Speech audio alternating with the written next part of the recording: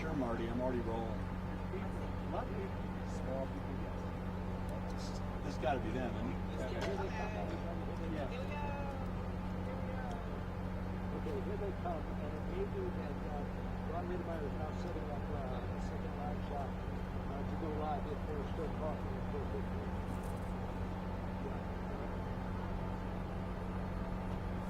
All right, they're coming out right now. I see Brave Boy and her team. I do not see the on their page. Okay, so we know Brave Boy. Yeah.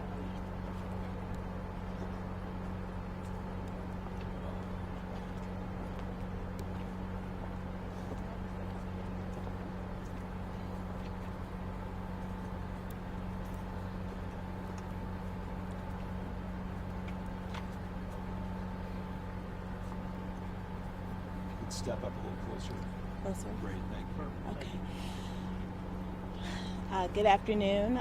I'm here to announce that Circuit Court Judge Jared McCarthy sentenced Thomas Hawks to 22 years, really 36 years. Sorry, 36. Let me start over. Okay. Hello, good afternoon. I'm here to share with you that earlier today, Circuit Court Judge Jared McCarthy sentenced Thomas Hawks to 36 years, spending all but 22 of those years for the deaths of Rosalie and Alexander Mejia, as well as their baby brother, Isaac Mejia. In addition to that, for causing seriously bodily harm to their parents.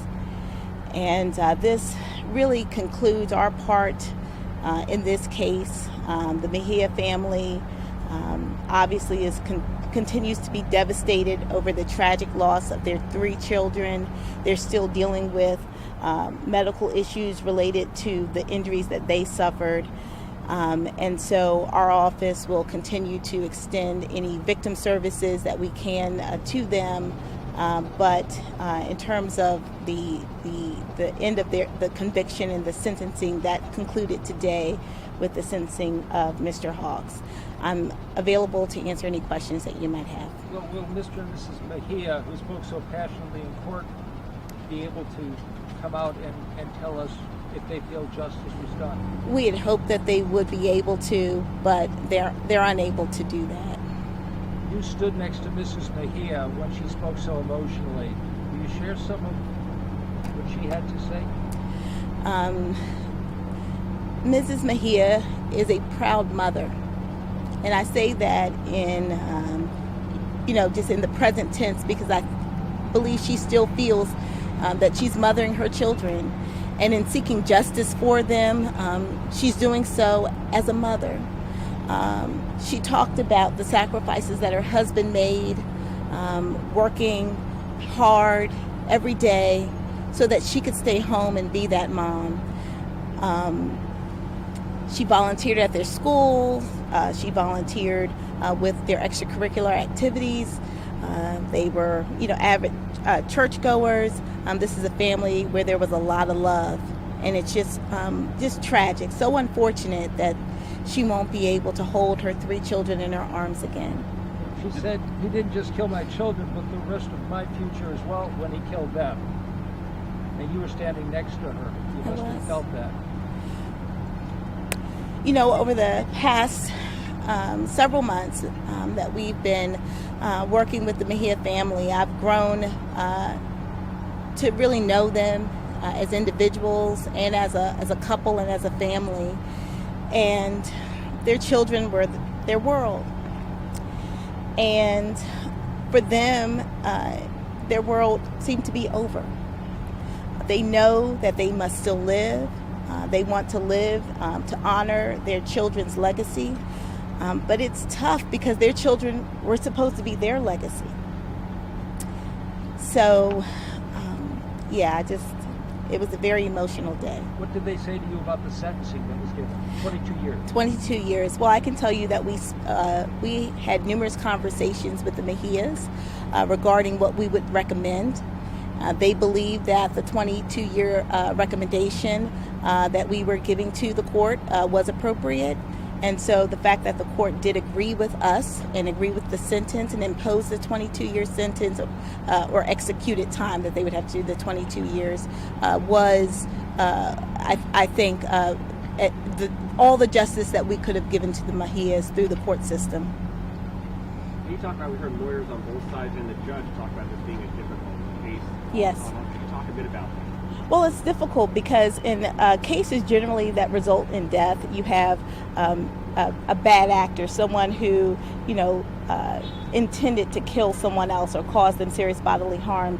Here we have someone who intended to enjoy himself at a football game and made a really bad decision to then drive after consuming several beers.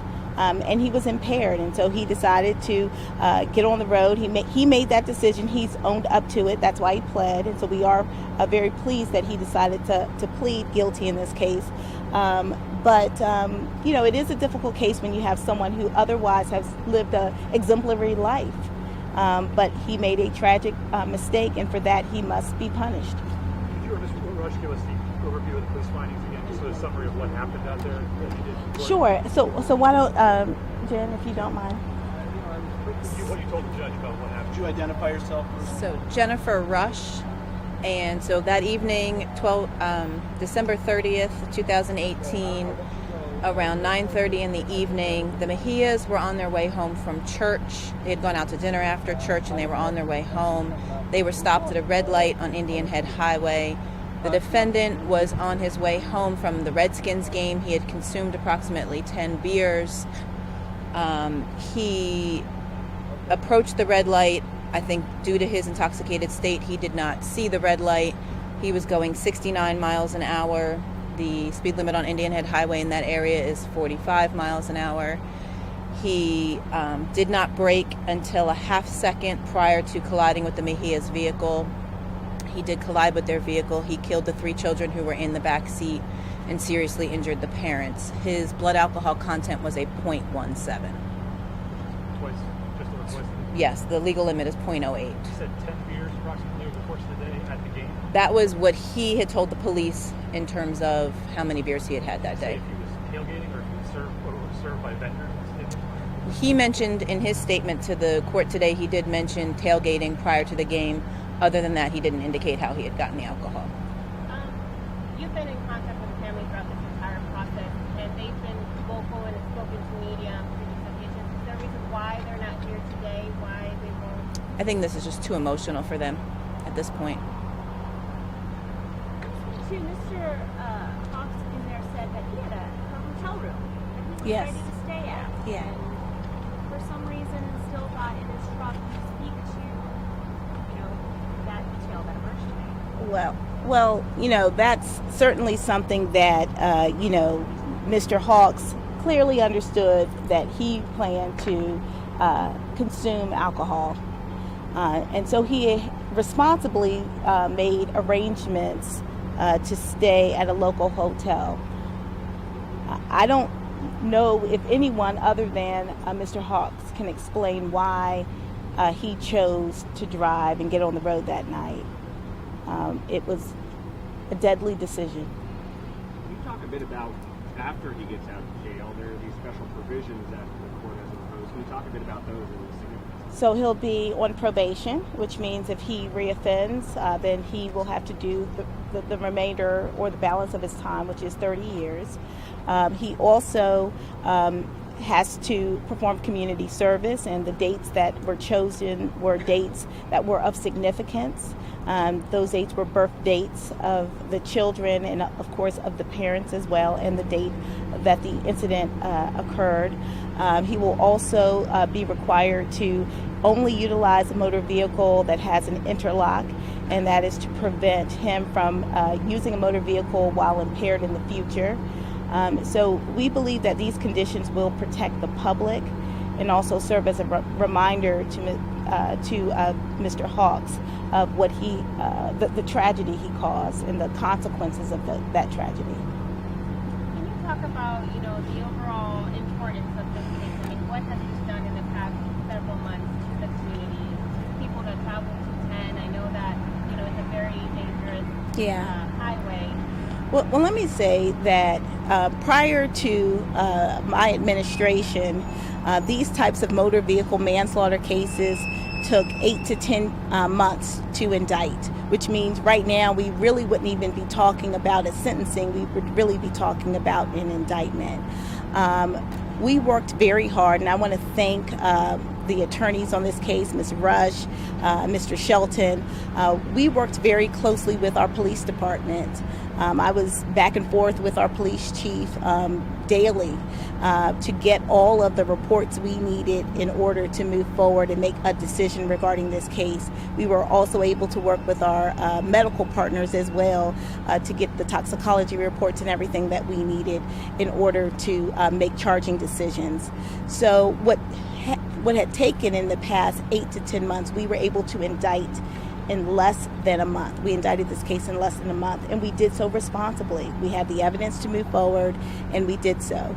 And so what I think that this case has done is set a new precedence for us that we are going to work very expeditiously along with our law enforcement partners to responsibly indict cases, but do so in a time frame that's much shorter than the time frame that we had worked with in the past. And I think that's one very positive thing that has come out of this case is a real focus on closing these motor vehicle manslaughter cases in a much shorter time frame. But again, we have to do so responsibly. There's a lot of reports that are involved, and accident construction reports, toxicology reports, autopsy reports. And, we may not in every instance be able to move as quickly as we did in this instance, but our goal is to do that. And so that really has changed the way in which we handle prosecutions, and I think that's a good thing for our community. We've heard this in the courtroom. What about the message this sends to other people in this county who may be drinking and even thinking about getting behind the wheel? Don't drink and drive. I mean, that's simple. Everyone knows that, but people still make those decisions. And as the chief law enforcement officer in this county, I'm going to hold you accountable. My prosecutors will hold you accountable. It is the simplest thing is to call a cab, call Uber, call Lyft, get a hotel room, stay where you are, call a friend, call your parents. But don't get on the road and drink and drive, because you face not only consequences in court, as Mr. Hawks did today, but for the rest of your life, you're dealing with the anguish and the emotion, the emotional scars of having taken lives or seriously injuring people. And so we don't want people to do that to themselves. So the message is simple. Do not drink and drive. To have it on tape, can you say your name? Oh, yes. Aisha Brave, Boy State's Attorney for Prince George's County. And the Assistant State's Attorney? Yes, Jen Rush. Sorry? Jennifer Rush. Jennifer Rush, R-U-S-H. Thank you. Thank you. Thank you.